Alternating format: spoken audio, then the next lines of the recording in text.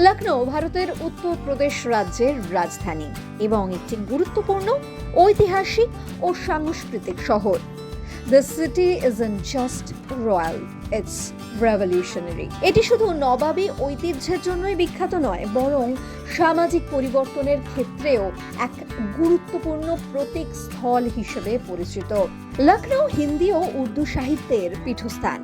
এখানে বহু কবি, সাহিত্যিক ও সংস্কৃতি কর্মী জন্মগ্রহণ করেছেন, যারা সামাজিক সচেতনতা গড়ে তুলেছেন।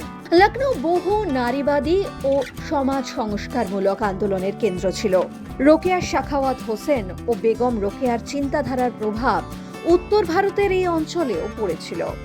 ডক্টর ভীমরাও আম্বেদকরের আদর্শে অনুপ্রাণিত বহু দলিত আন্দোলন লখনউ থেকেই শক্তি পেয়েছে। বহু স্মৃতিস্তম্ভ ও পার্ক, যেমন আম্বেদকর মেমোরিয়াল পার্ক, এখানে গড়ে তোলা হয়েছে, যা দলিত সমাজের সামাজিক উত্তরণ ও ক্ষমতায়নের প্রতীক। এই শহর ভারতের সামাজিক পরিবর্তনের এক জীবন্ত প্রতীক।